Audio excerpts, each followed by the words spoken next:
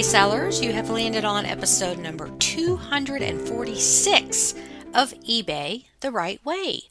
Today's date is December 3rd, 2025. And how the heck are we into December already? My guest today is Janet in North Carolina. Announcements. Well, this isn't really an announcement, but sharing some information that will help your business. Yes, I said will help, not might or could help. Sometimes what we don't know really can hurt us. I've done a few store reviews lately, and the underlying issues that attribute to slow sales really have nothing to do with what you're selling, but how you're selling. The devil is in the details. I wanted to share with you 4 issues that continue to pop up simply because sellers just don't know. Side note, a store review is included with your membership to the premium library, and you receive a video that you can refer to and keep forever. Just contact me and let me know if you want this service. And if you aren't a member of my online school, no problem. I can still review and critique your store. Just contact me and say you heard about the store review on my podcast, and I can help you out for $25. If I don't find anything that could be improved, I will refund your money. That is my guarantee. So you have nothing to lose and everything to gain. Okay, the first issue is not accepting returns. Nobody wants returns or likes returns, but that is an occupational hazard. If you don't have a 30-day return policy on your listings, that is definitely hurting you for 2 reasons. First, you are pushed down in search. We want to do everything possible to place higher in search. Look at your competitors, sellers offering the same types of items. Do they offer returns? If they do accept returns, they might be getting the sale and you aren't. You can even look at completed sold listings for the types of items you sell and see if those sold listings have a return policy. Yeah, you might find a few sellers that don't accept returns and are selling items, but this is an easy way to place higher in search and gain customer confidence to get more sales. Buyers don't want to buy from sellers who don't accept returns and don't stand by their products. Offering returns is just good business. Second, you build customer confidence when you offer a return policy. How do you feel as a customer when you see a retailer or online seller that does not offer returns?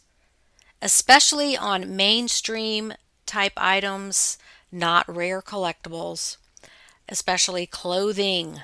You probably don't feel good when you're trying to buy something and the seller doesn't offer returns. When I'm shopping online and I see that the seller does not offer returns, I think, this seller is not standing by their product. Customer confidence drops and buyers choose a different seller.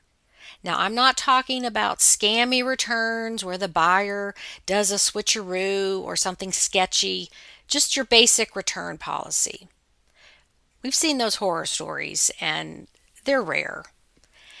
And as I've mentioned many times, often a buyer opens a return and never follows through. So what if it's returned? Of course, in the original condition that you shipped it out in. You just sell it again. This one change can result in more sales. Remember, selling on eBay isn't about you, the seller. It's about what the buyer wants and competing with other sellers to get the sale. So you have to do everything in your power to be the better seller. Okay, the next issue is listing daily or at least on most days. This keeps the algorithm happy. eBay likes active stores, and one activity you can control is listing. Some sellers say, I don't have time to list every day. I get that. We all have busy lives. The way we spend our time is a reflection of our priorities. If something is important to you, you will find a way, or it will find a way, to fit into your schedule. We all have 24 hours a day. It's all about what you do with it. Maybe get up 20 minutes earlier in the morning, or trade in that TV show for listing a few items, or get the help of those in your household to take over some daily chores so you can focus on your business. Or push yourself to list one more item before you go to bed, whatever it takes. If your schedule is that jam-packed, rearrange things or drop things that don't serve you. This is not about sacrificing, but reprioritizing. What we focus on grows. If your sales are slow and you aren't listing, figure out how to list at least one item a day. I'm not talking about tweaking listings or ending and selling similar. I really feel like that is wasted time, like rearranging the deck chairs on the Titanic. The ship's going down anyway. List one item a day from your pile that hasn't been there before. It could sell the same day. eBay likes new listings. Also, on days that you list, put some listings in your scheduled folder to post on days you know you won't have time to list. Scheduling listings is free. There used to be a 10-cent fee for when the listings went live automatically, but it's free now. So there's no reason not to use that feature, especially if you are under a time crunch. Okay, handling time. You may not know that one day handling gets you higher in search. If your sales are slow and you don't have one day handling, try editing your listings and changing it. Even if you just sell one item a day, the time to pack and ship will be minimal.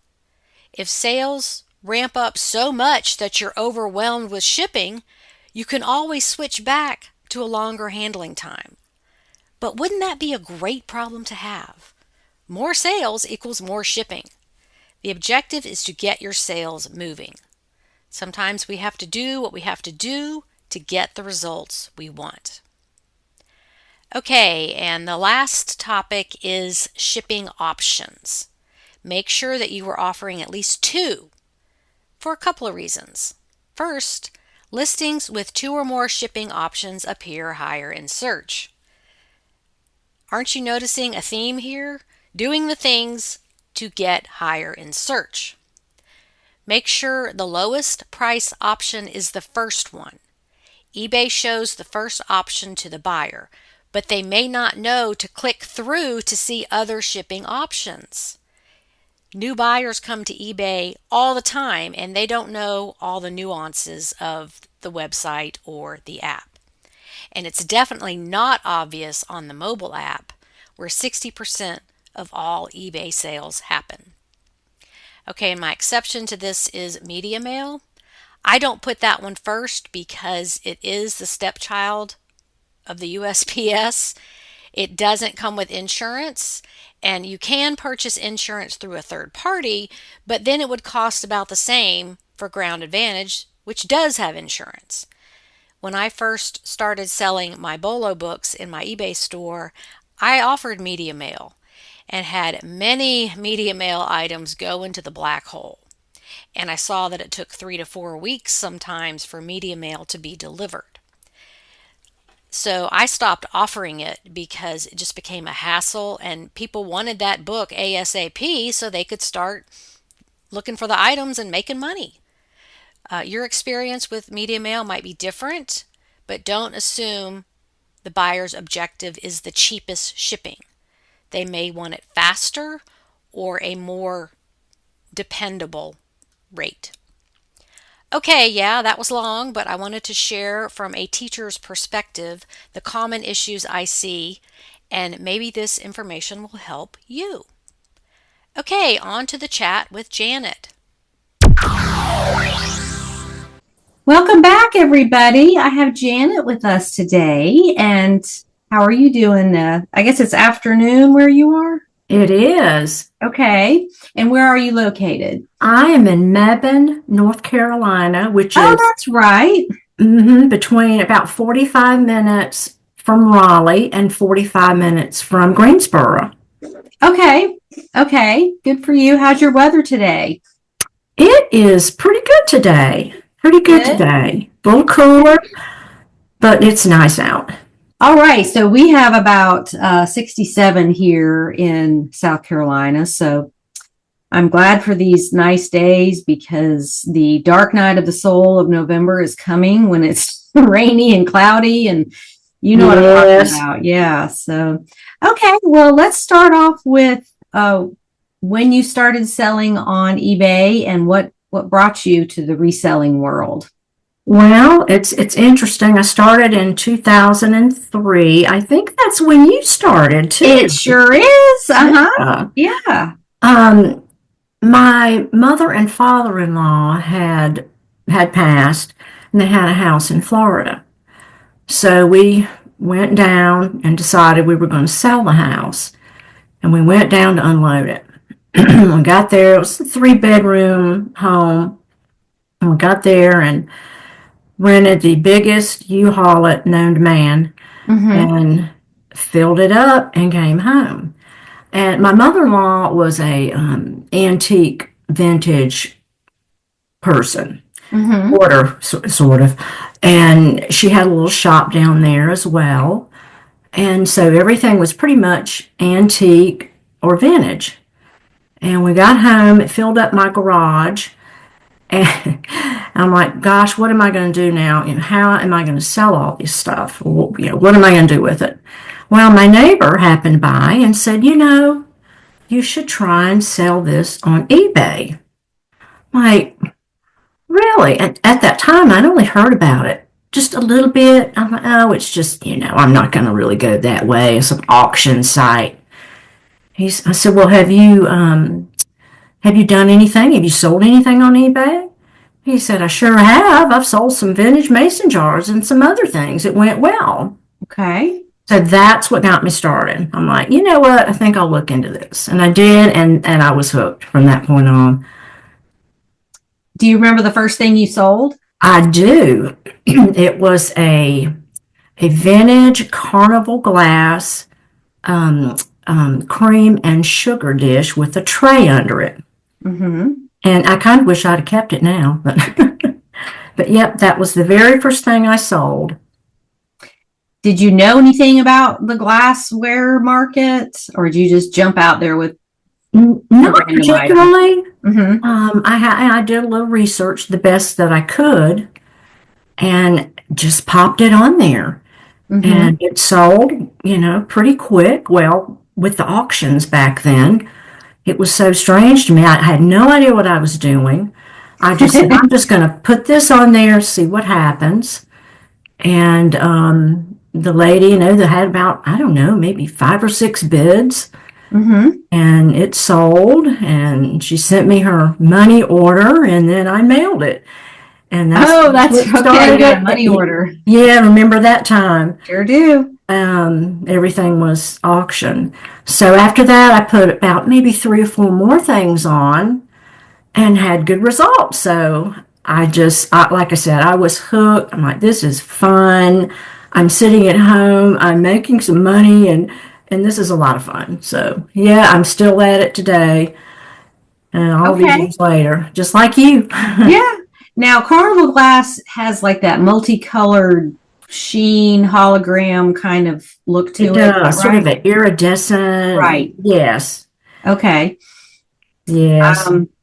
I'm fascinated with the glassware. It's just very overwhelming to me because there's so many different kinds, and a lot of it's not marked. You just have to know what it is. Is that a specialty of yours? Well, Not particularly a specialty. All I know is just what I had with her mainly, and Mhm. just looking it up, trying to figure out what I had, how much it might be worth. Mhm. I've sold enough things that I can generally spot something that is definitely vintage or antique just from what I did with all of the things she had. She had quite a few glass things, but I wouldn't call myself a specialist per se. Well, and that's how we all learn is Mm-hmm. you got to learn by doing because really, well, I think for anything in life, you learn better if you just do it. You Um, do, and it was a definite learning curve. I just stuck my toe in that water and said, I'm gonna just give it a whirl, and I've learned a lot through the years. Still learning. I don't think you can ever stop learning on anything, no, there's really. always more to learn. Now, are you retired? I am. Okay. And is it just you and your household? It's my husband Mhm. and my youngest daughter. She's still with us. She's waiting for her knight in shining armor to propose, and so she decided just to stay here. She works not too far from the house, so it was, Mhm. pretty convenient for her. And she's saving money, so saving Right. That's mom and always a child. plus. Yes. But So, yeah, do either of them help you or are you on your own with this? well, I'm pretty much on my own. My husband does the running to the post office.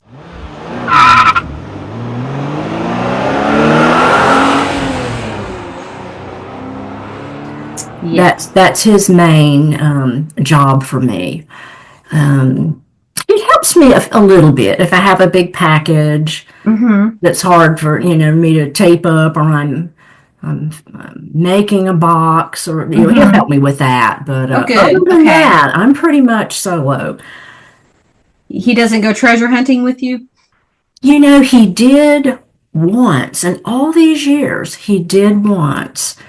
He said, this is kind of fun, but I don't think he's really interested in pursuing that. He'd rather Yeah, stay home and ask me, "What'd you sell today?" And then, "Can I take it to the post office?" that works too. Yeah, yeah. Okay. Well, where do you get your items to sell? I'm guessing you've gone through all that came from your parents. I have. Well, that particular haul from the Florida, it was from Mm-hmm. Florida. That's been gone, and took Mm-hmm. me about a year to go through that. So now I have about 4 or 5 thrift shops and little nooks that I visit between Hillsborough and Burlington at the moment, Mm. that I visit frequently.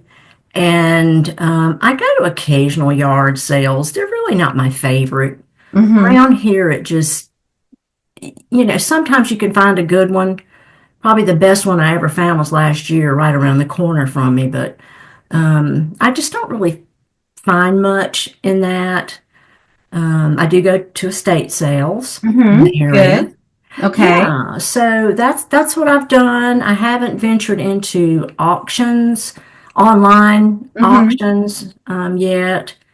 I'm thinking about maybe trying out replacements. I've got to look more into that. I've sold to them quite a bit, Oh, good. and Because I you're right up know, there where they are. and I am. I'm only like 20 minutes from That's replacement. wonderful. Okay. So Maggie, who is in the Asheville area, we had her on an episode and she I was talking saw about that. she's pretty close, well, not terribly far. And then Steve Gittler up in New Jersey, he showed a picture of a van load of stuff he took a few months ago. Now I don't know if there's another one up near him or if they drove all the way down to North Carolina. I read his post, and he drives down.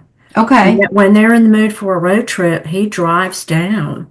And people said, "Well, why would you do that? I mean, the gas." And he said, "Well, the cost of shipping everything is about as much as the gas, so he drives Mm-hmm. down." But I haven't looked into it yet, but I'm really thinking about it.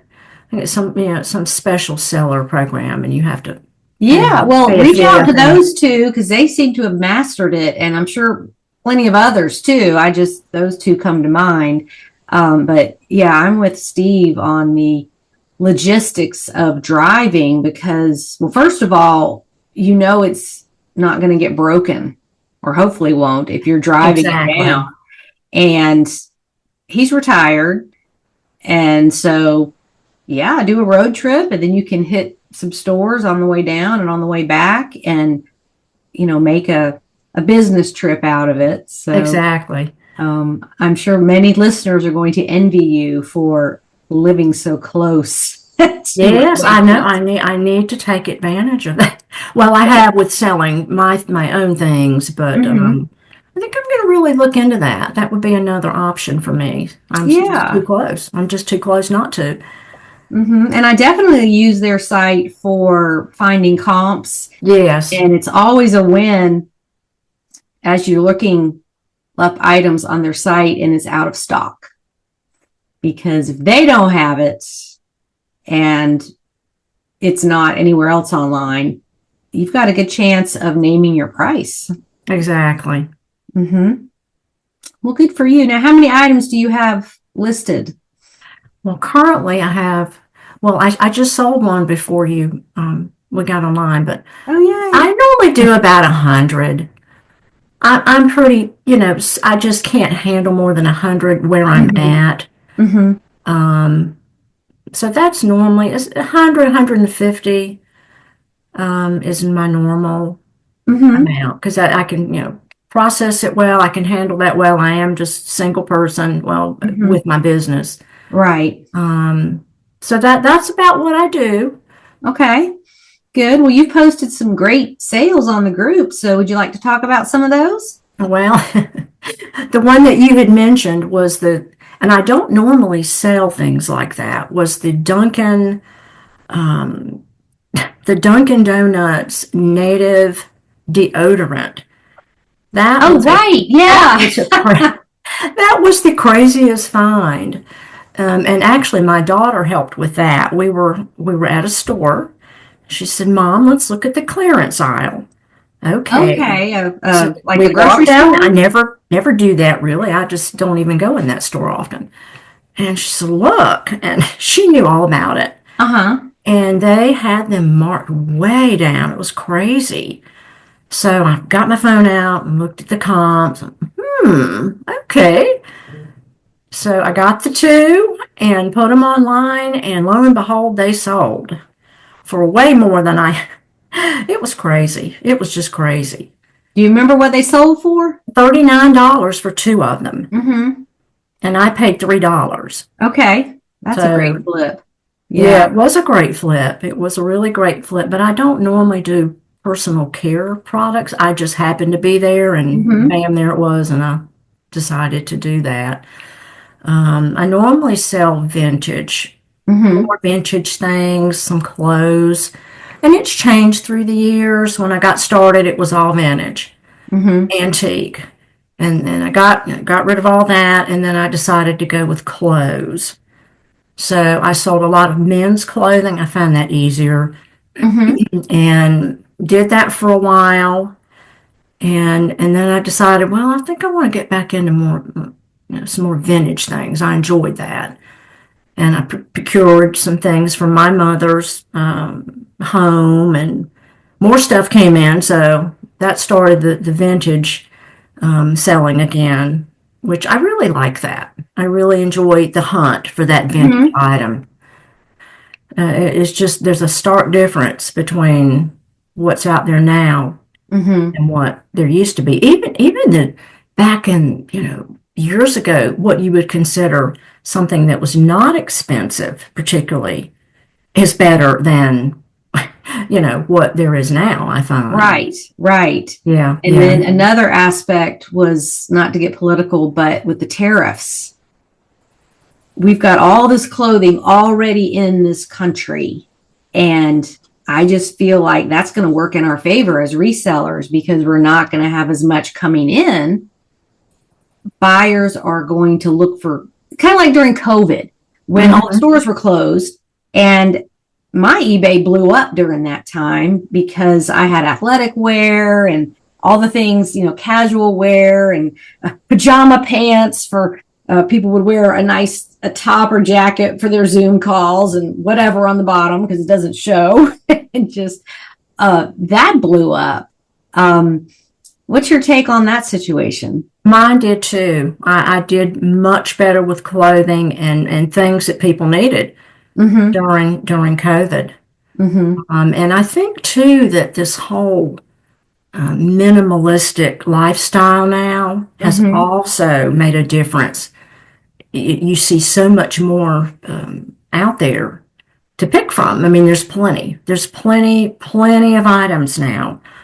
So that's sort of in our favor. So you mean from people downsizing and donating? People downsizing and this whole trend with, minimalistic, not having as much. And so people are bringing it into thrift shops and in the truckloads, at least around here. Mm-hmm. Mm-hmm. So that's been a positive thing for me too.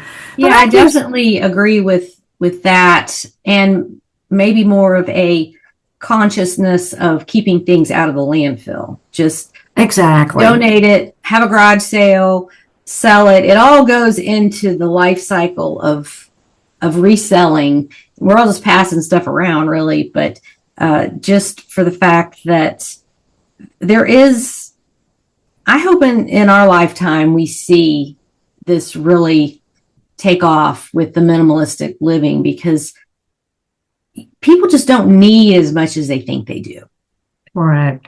Mm-hmm.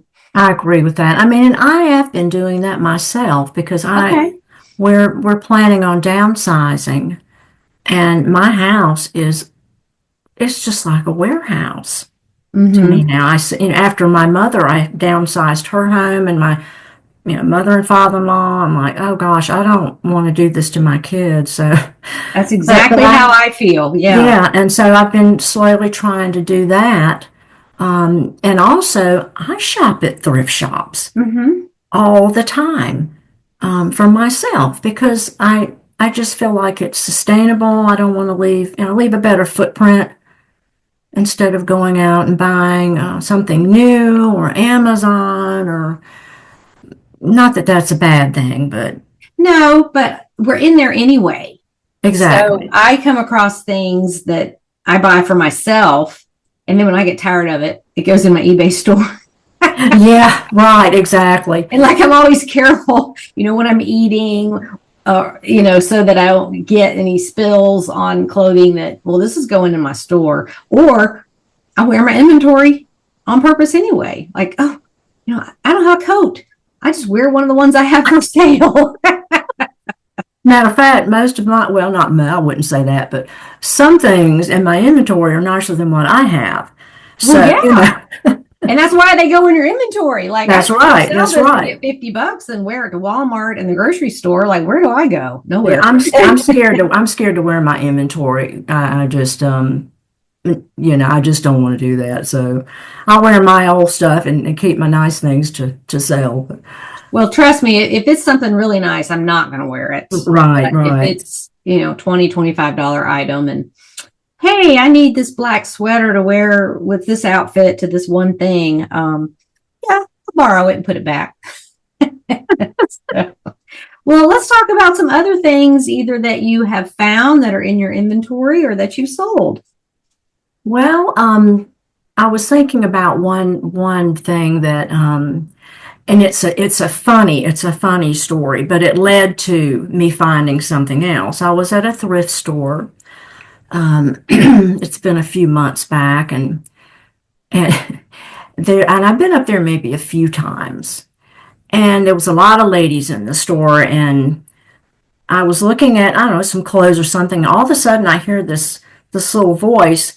I can't find my glasses. Where are my glasses? Get over here and help me. So I looked up, and this little lady that I hadn't paid any attention to in the store, she was talking to her daughter.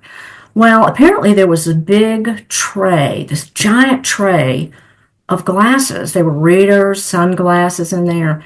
And she had taken her glasses off, set them in the basket with the other glasses, Oh and no. got her glasses mixed up with all the other glasses. Oh, that's So funny. her daughter was laughing at her, and everybody in there was chuckling. And poor little thing, little lady. But so after that debacle happened, I thought, I'm gonna just check this basket out, and she drew me over there from all the ruckus, and I found the most wonderful pair of vintage Crown Japan sunglasses in there. So that was a great find, and had it not been for the joke going on with the lady's glasses, I probably wouldn't have even bothered to look in there. Um, so you never know. Another person, an elderly person at another shop, was looking in the skirt around her, and Hmm. she said, "Oh, this isn't a skirt. I don't know why this is here." And I looked up, and I said, "Oh, God, that's a vintage kilt. Oh my Oh, goodness. I hope she puts it." So she said, I just, this isn't going to fit me. I'm like, well, I don't think she realized what it was. And I said, that looks interesting. I'd like to look at that. And she handed it to me and said, well, I hope it fits you. It doesn't fit me. So anyhow, that ended up being a great find. It was an original kilt from Ireland, and it was a great find. Great price that day, and I made quite a profit on that you kilt. remember what you sold it for? I sold it. Well, I paid $1.75 for it, Hmm. and I sold it for about Oh, $65. good. Yeah. Oh, good. So And I'm that guessing it was wool, it was wool. Yes, it and was it wool. has escaped the moths, and there was no damage. It was in great shape. Good. So that was another fun find. That can be a real bummer when you find those vintage. Well, I look at vintage, like Ralph Lauren plaid skirts. Back in the day, we wore them to school with a sweater and boots, and even in Hmm. Georgia, we it wasn't really that cold, but that was the style. And I'll come across those that have like the little leatherette straps Yes, on them, yes. and lo and behold, there's always some moth damage somewhere. And maybe I should just get it anyway and see if people buy them, if they want to repair it or Right. do something else, repurpose it into something else, because that was such a popular look, those plaid wool skirts. Everybody wore them. And I'm not talking like Exactly. private school outfit. I'm talking like, knee length. We dressed up in high school. You probably did I too. did too. I did too. Yeah, yep. I know exactly what you're talking about. But What year were you born? I was born in Durham, North What Carolina. year? Oh, 1960. Okay. Okay. So yeah, you were in high school in mid 70s, I guess. Yes, Okay. So yeah, that was the style then. But yeah, we dressed up. we That went did. away. We did, and yeah, we did that, and the true bell bottoms and hip huggers. That was a thing too. And yeah. Oh, I bet. Okay. So I was born in 66. That was kind of phasing out when I was in high school. And it was the chinos and, the Calvin Klein jeans, because Brooke Shields wore them. So we all had to get those. Right, And right. wow, bell bottoms. I hadn't thought about those in years. You ever find any of those out in the wild? Not vintage ones. It's a rarity. It's a rarity. Mm-hmm. And we had the big wide leather belts and your Mm-hmm. candies, the candy shoes. Right. The slip-ons that they were so uncomfortable. Oh, but they were cool though. But They were and those cool. other sandals that they had sort of the cross straps on the front and the big thick cork heel. Um, I'll have to look up if there's a name for those, but Hmm. everybody had to have those. And then And it kind of moved wallabies. on to the preppy, the penny loafers with the chinos and all that kind of stuff. Yeah, So yeah. this is where our age really is a benefit, because the younger generation, they didn't live this. We lived it. We saw it every day. We remember the commercials and the magazine ads and all of that. And the younger crowd. I was in a Goodwill one time, This was years and years ago, and it was close to Halloween, and these teenagers were in there trying to find things to make an 80s outfit. And they were just picking out like really crazy, wild patterns on shirts and pants. And I had to say something. I said, okay, y'all, no. The 80s wasn't just a decade of where nothing matched. Okay, think of the Breakfast Club. You've got the Sporto and the preppy, and then they didn't have goth yet, but they sort of had like the ones that would wear the army jackets. Mm-hmm. Vietnam wasn't too far behind there, but you had all these different groups and how they dressed, and of course the concert T-shirts and all that stuff. That style with the army jacket was like burnouts, is what they called them. Okay, yeah. Because they would always be congregated in the smoking hall. I had to set these kids right because they had no clue what they were doing. No, they have no idea. They have no idea. And I wish I had my bell bottoms.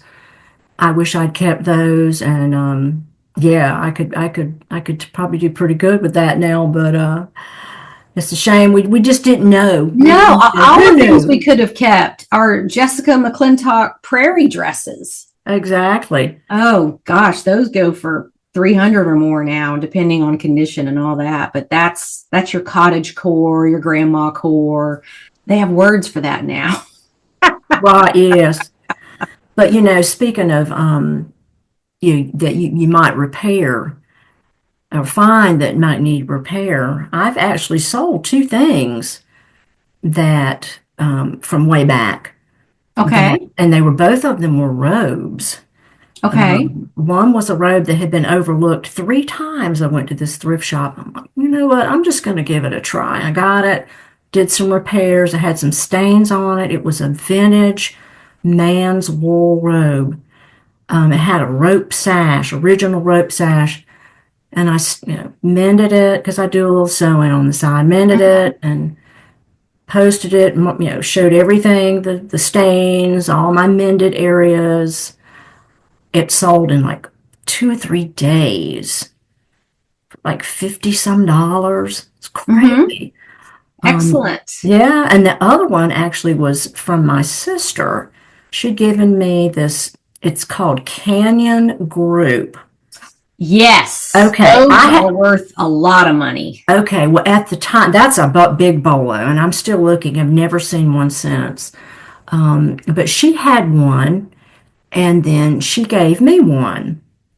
It was this crazy, and all of them have themes. Mm-hmm. And mine was bright yellow. It was floor length, and it had these giant, kind of really thick tulips on them. Mm-hmm.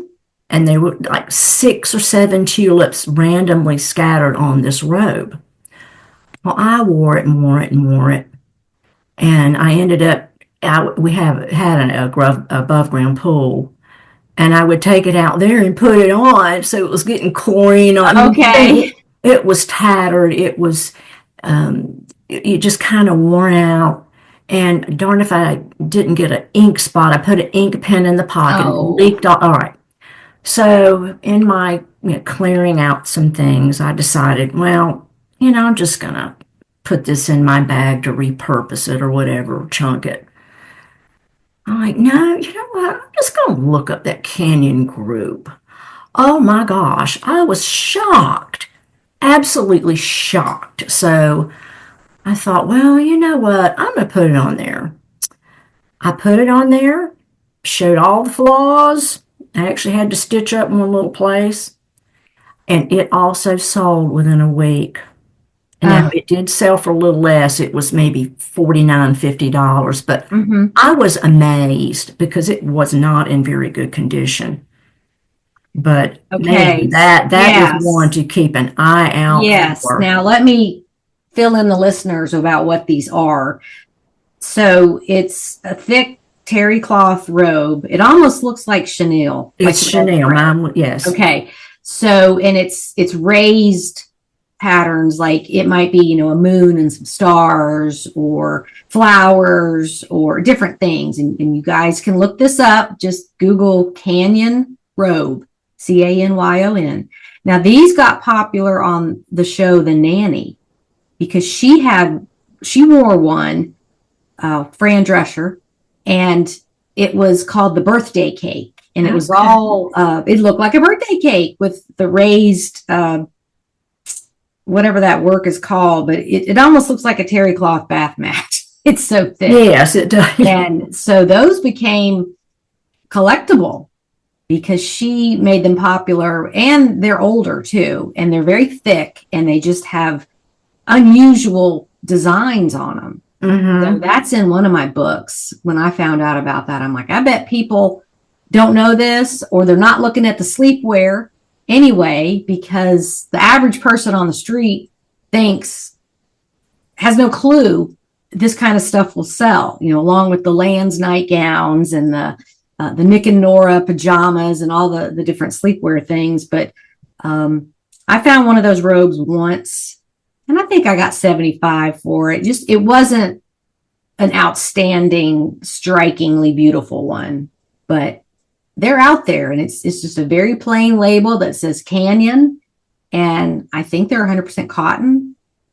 They are. My label said Canyon Group. Okay, Canyon Group. Yeah, and I have never found one since. I always look, but when I looked on eBay, and I was so surprised, then I looked into it a little farther, and apparently there was I think it was Brad Pitt wore one in one of his movies.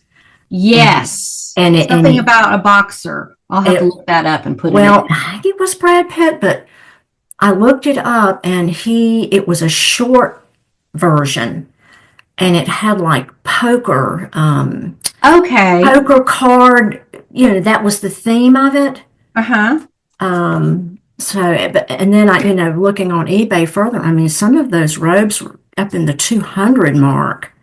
Yes. Depending on the theme of it and the length and the, condition of it.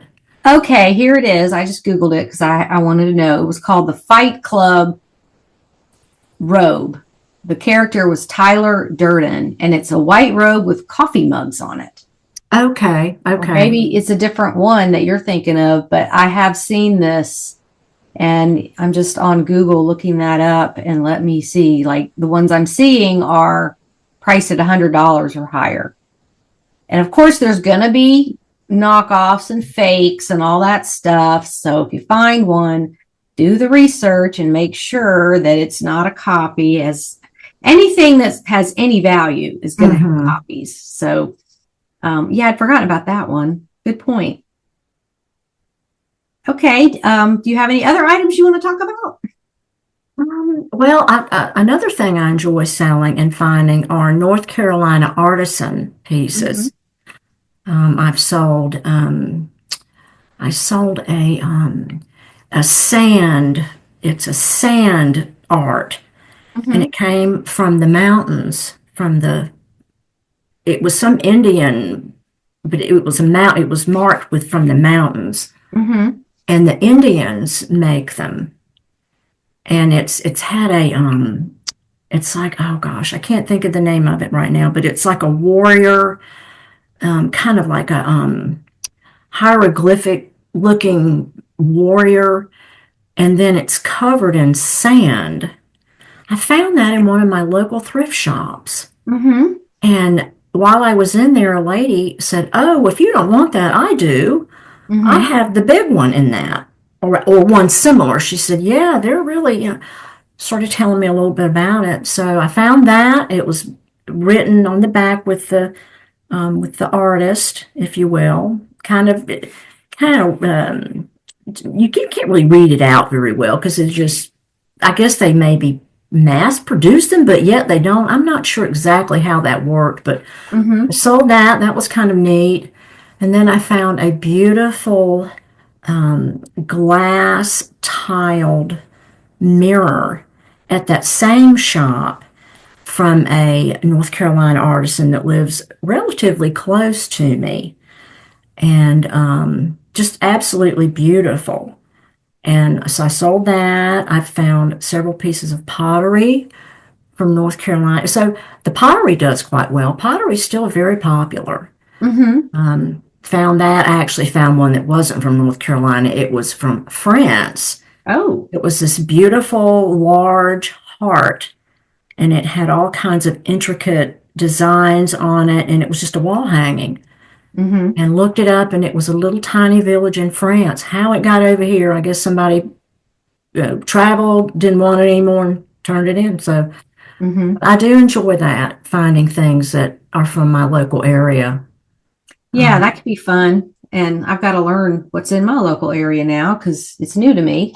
I find that that's popular on eBay, and I also sell on Etsy as well. Oh, do you? Okay. I do. I find that that's popular when it's at least, I mean, people like the stuff from North Carolina. Well, and if you can make out the artisan's name, exactly, their family might be looking for it.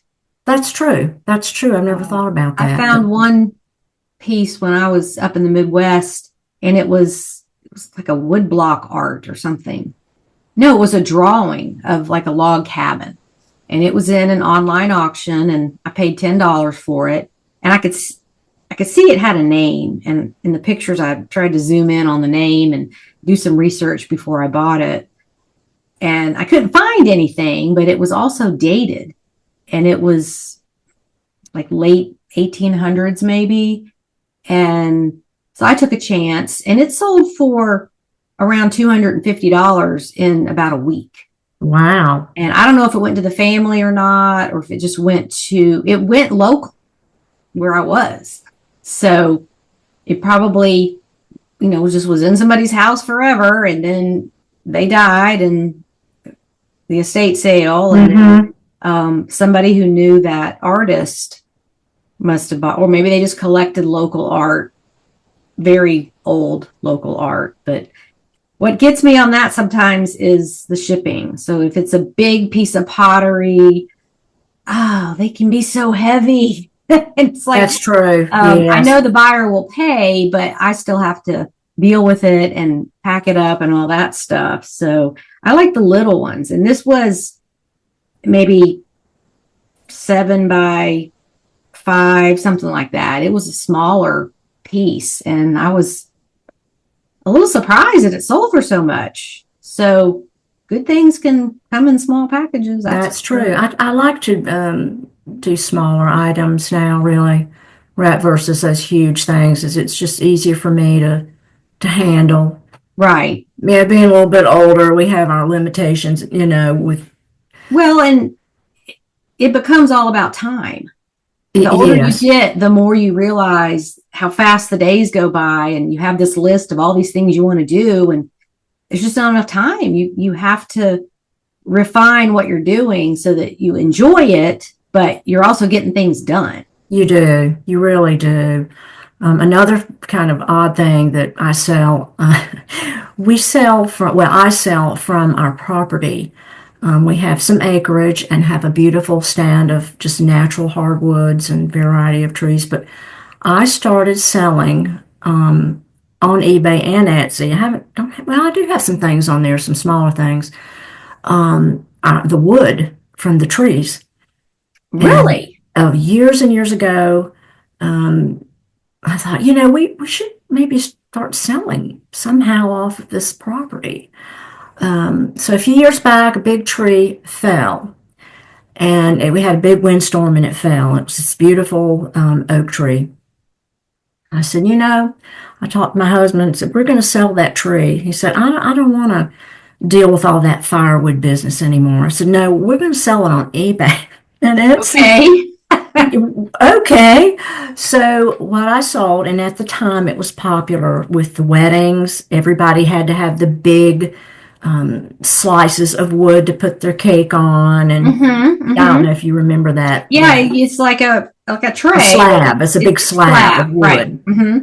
I sold so many slabs off of that tree. Now they were heavy. I would never do that again Mm-hmm. because it is a lot of work and they were really heavy. I sold the slabs and then I started selling the branches. We would cut them and make the votive tea lights out of them. I got into carving some of them for a time. And people that had weddings, they would, put the date on there and their names, that sort of thing. Well, now I'm down to selling sticks. And believe it or not, people buy sticks. I know it's hilarious when I tell people I sell sticks. On Etsy, they buy them for their aviaries. They buy them Mm-hmm. for all sorts of things, just artwork, vase fillers. Um, you just be surprised what people buy stuff like that for. And I don't have quite as many sales on eBay for that yet. I Mm-hmm. have had a few though. But it's like a craft supply. It is. It is Yeah. a craft supply. And so in the early 2000s, my brother and his family lived near Hilton Head over there on the coast. And he used to walk on the beach and he would pick up pieces of driftwood. And he got to collecting this stuff and it didn't ever dawn on him to sell it. And he had a couple pieces mounted on his wall, as decor, like everybody at the beach has that. So, but yeah, he started selling those pieces of driftwood, maybe 18 inches long, so it was shippable. Yeah, he would just pick them up off the ground and off the beach, and they're weathered and they're perfect. And, that's the way to do it. Acorns will sell and pine Exactly. cones. And what if you're somebody living in Arizona and you want to make a pine cone wreath? Like you can go to Michael's or Hobby Lobby and pay a whole bunch for that. But if you just buy it as a craft supply on Etsy or eBay, you can make anything you want. You can get anything you want. What do you call those stones that are so smooth? River rocks. River rock. Yeah. Maybe that's something I should pick up and start selling. I got a bunch of those around me because I'm on a lake now. So yeah, and people paint them and make all kind of cool things. And I think the average person on the street isn't thinking like, what do I have access to that other people don't and they will pay for? Exactly. And that's exactly what you did with your tree. Yes, and I've sold acorns. I'm actually now collecting. My husband's like, please stop picking up acorns. And I'm sure my neighbors think this lady is crazy. She's always out there because we had a huge bumper crop of beautiful acorns this year, Mm-hmm. but they came a little late. So I'm going to save those probably for next year, but I'll put Mm-hmm. some on because people use them for fairy gardens, the little Mm-hmm. caps, and just all sorts of things. So, And those horrible sweet gum balls, those prickly, you know oh what those yeah, are. Oh my gosh. And when they fall, they're everywhere, they are. and people buy that to make crafts with. They do. And yes, now I don't have any of those trees in the area of my property that I can reach. But at And the magnolia leaves as well. yes, and the pods, Mm-hmm. I was at the, well, I know they think I'm crazy old lady there as well at the post office because at the post office they have two of the biggest beautiful magnolia trees and I'm like, look at all these beautiful pods. So after I took my packages in, I got a little bag out of the car and I'm out there. I'm like, surely they won't mind if this person picks up pods on the. I picked up a bunch of pods there at the post office. They're so pretty.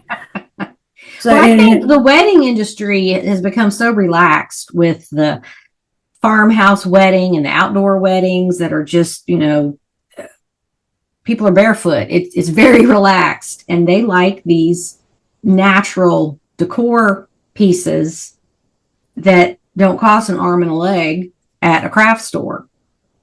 true, and I enjoy that myself. So Mm-hmm. I love that. I just love the natural things and I really love shop from home too. That's Mm-hmm. especially when you're older and you have all this stuff and you just never know what might be worth something, something that you Right. wouldn't think is worth anything, and that's the very thing that is worth something. So I've learned that to shop from home and even outside. Still Well, shop and from after home. we're done with this podcast, everybody's going to go running out to their yard. Like, what do I have? What do I have? Depends on where you live as what you're going to have. But yeah, don't overlook that. No, no, And it's a great project for kids.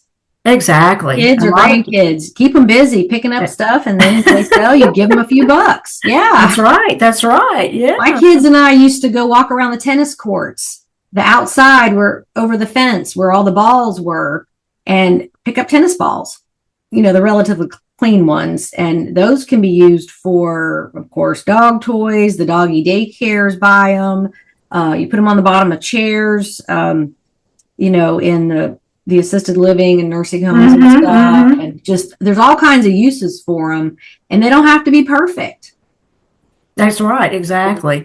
Yeah, Um, talking about that, that reminds me, my mother used to pick up, when I was growing up, we lived on a golf course, and uh-huh. my mother would always pick up the golf balls that came up in the yard. Well, one day they were having the children's classic over there at the golf course, and lo and behold, Michael Jordan, this has been years ago, Uh-huh. hit one of the golf balls up into the backyard. Mm-hmm. And so she went out there, and here he comes walking up in the yard, and she asked him to autograph it. I still have it, Oh, but wow. the signature's a little bit worn off now, so I'm just keeping it. But yeah, Uh-huh. that reminded me when you said you would go out to the tennis courts and pick up tennis balls. Yeah, you never know what you can find. Yeah. Now I have to ask, what kind of career did you have before you retired? Well, my husband and I had a business, a water treatment business, for quite some time. So I was the secretary. Mm-hmm. Did that. Prior to that, I did a lot of administrative work. Mm-hmm. Probably the most fun job I ever had, though, was working at the veterinarian. I Really? love animals, and for a time I did that. I worked the administrative part, and then taught in the back. Mm-hmm. I don't have a degree or anything in that field, but they trained me in the back, and so I floated around back there as well. So that was a lot of fun, and all my Okay. supplies for my animals were at a discount. So that was a that was a plus. Very good. Yeah. Yeah, so mostly administrative type work. Okay. Well, I had you pegged as a teacher, so I was wrong on that. But you speak very well. Your delivery is wonderful. You're very clear, and you like to learn. I thought I bet she was a teacher, but maybe you were in other ways, just not in the school system. Because you're a Right, parent, right. you're a teacher. Right. Yeah. Okay. Well, we have made it to the end here. Do you have any final words before we sign off? I think my biggest tip for the day would be just to stay active on the site, Mm-hmm. not to let it go stale. I think that really hurts you when you, at least for me, and sometimes it happens. Mm-hmm. Life happens. You have to walk away from it for a little bit. But I think that's the biggest thing for me, has just to stay active on it and keep your listings current, Mm-hmm. and list as much as you can, and shop from home. That's great advice. Well, thank you again for coming on the podcast and sharing your wisdom. And we kind of got to this a little late in the day. What's your plan for the rest of the day? Well, tomorrow's my birthday, and my sister sent me a kit that you paint, and it's a Okay. festive wreath. So I'm planning on painting. Well, good. Well, what a wonderful way to spend your birthday. Is it Yeah. like a paint by number or something like that? No, it's acrylic. It's painting by Go, like Van Gogh. Okay. Yeah, yeah. I never heard of it, but she sent it to me. She was an art teacher, and so Okay. you pull up a video and you do that. You go by the Okay. video. So yeah, hopefully it'll turn out just Well, like that's the fun. video. And if it doesn't, it'll be your creation, and I'm That's sure it'll be right. beautiful no That's matter right. what. Yeah. So, well, thanks again, and it was a joy to meet you. And we'll see you posting your sales on the Facebook group. Thank you, Suzanne. It was a pleasure. Thank you. Have a good day. Too. Bye. Next week, my guest is Becky, who is a repeat offender. She was last on the podcast in November of 2022. So we have a bit of catching up to do. She's had some major life events happen that caused her to put her eBay business on the back burner for a while, but she's moving along at full speed ahead. Thank you so much for listening, and feel free to contact me about a store review if you'd like some insight into improving your eBay business. Talk to you next week, everybody. Bye for now.